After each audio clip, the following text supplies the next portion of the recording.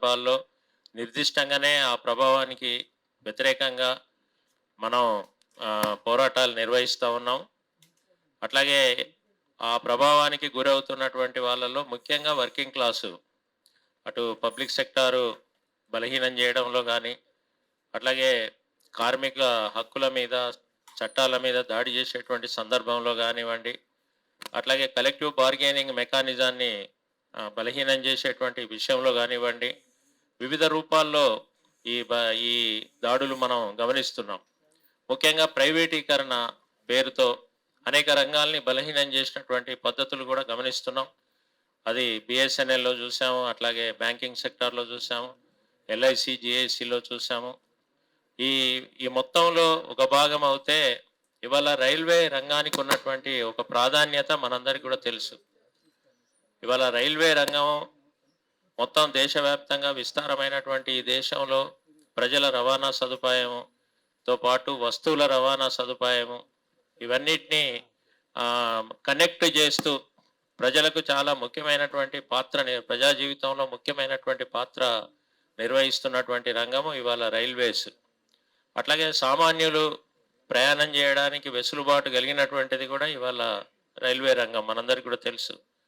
ఈ రైల్వే రంగంలో safe journey అంటే ఒక ప్రదేశం నుంచి ఇంకో ప్రదేశానికి ప్రయాణం చేసే క్రమంలో మరి ప్రయాణికుల యొక్క భద్రత అనేది అత్యంత కీలకమైనటువంటి విషయం. ఈ సరళీకరణ, ప్రభుత్వ విధానాలు వీటి ప్రభావం వల్ల ఇవాళ రైల్వే భద్రతకు కూడా ఒక తీవ్రమైన ముప్పు ఏర్పడేటువంటి పరిస్థితి. అందుకని ప్రభుత్వం తీసుకున్నటువంటి విధానాల ప్రకారం, నిర్ణయాల ప్రకారంగా అనేక సంస్థలు బలహీనపడుతున్నట్టుగానే రైల్వేలో ఉండేటువంటి రిక్రూట్మెంట్ విషయంలో కానీ, అట్లాగే టెక్నాలజీని అప్గ్రేడ్ చేస్తున్నాం అనేటువంటి పేరు మీద వాళ్ళు తీసుకుంటున్నటువంటి చర్యలు కానీ, ఇవన్నిటి పర్యవసనాలు ఎవరి మీద ఈ ప్రభావం పడుతున్నాయి అని అంటే, ఒకటి ప్రమాదాలు జరుగుతూ ఉన్నాయి. దీనివల్ల ప్రజలు ప్రాణాలు కోల్పోవడమో, ప్రజలకు హాని జరగడమో ఒక భాగం అయితే, దీనికి కారణం ఏమిటి అన్నప్పుడు రైల్వే ఉద్యోగులను దీనికి జవాబుదారీతనంగా వీళ్ళను ముందుకు తీసుకురావడం అనేది ఈ కాలంలో పెరుగుతున్నటువంటి పరిస్థితి ఉంది. అటు ట్రాక్ మెయింటెనెన్స్ కానీ, లేకపోతే లోకో రన్నింగ్ కానీ, ఇతర సదుపాయాలకు సంబంధించినటువంటి అనేక అంశాలలో గతంలో ఏదైతే ప్రభుత్వ రంగాన్ని ఒక ప్రాధాన్యత క్రమంలో ఇది దృష్టి పెట్టి పనిచేసేటువంటి స్థితి ఈరోజు లేదు.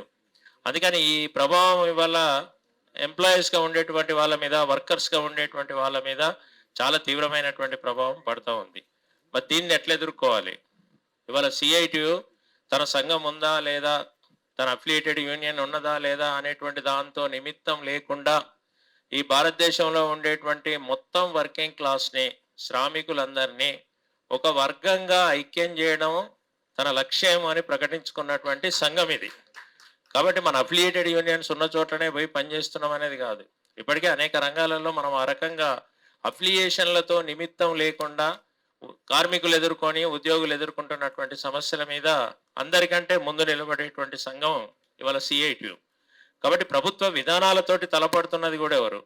కార్మికుల యొక్క ఆర్థిక డిమాండ్ల మేరకు రూపాయన పైసల కోసమే కాదు, ఇవాళ డైరెక్ట్గా ప్రభుత్వ విధానాలతోటి తలపడుతూ ప్రభుత్వంతో ఒక రకంగా కార్మికుల పక్షాన నిలబడి యుద్ధం చేస్తున్నటువంటి సంఘంగా కూడా ఇవాళ సిఐటియు నిలబడుతూ ఉంది.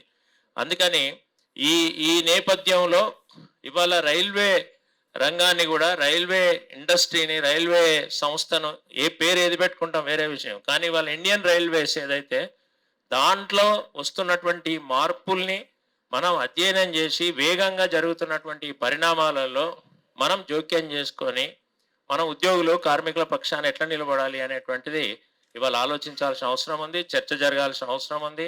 దీనికి ఒక డైరెక్షన్ కూడా ఫైనల్ చేసుకోవాల్సినటువంటి అవసరం ఉంది. అందుకని ఇప్పటికే అఖిల భారత స్థాయిలో అట్లాంటి ప్రయత్నం సిఐటియు ప్రారంభించింది. ముఖ్యంగా కమిటీ హేమలత గారు దీనికి కొంత ఇన్ఛార్జిగా బాధ్యత కూడా ఉండి అనేక రాష్ట్రాలు అధ్యయనం చేస్తూ, పర్యటిస్తూ మనకున్నటువంటి సంబంధాలని, అట్లాగే ఇది ఒక యూనియన్ అఫిలియేషన్ ఇష్యూ కాదు అనేటువంటి విషయాన్ని కూడా విస్తారంగా, విశాలంగా ఉండేటువంటి ఉద్యోగుల్లో, కార్మికుల్లోకి భావజాలం వెళ్ళడానికి కూడా మనం కొంత కృషి ప్రారంభించాలని చెప్పి నిర్ణయం తీసుకున్నాం.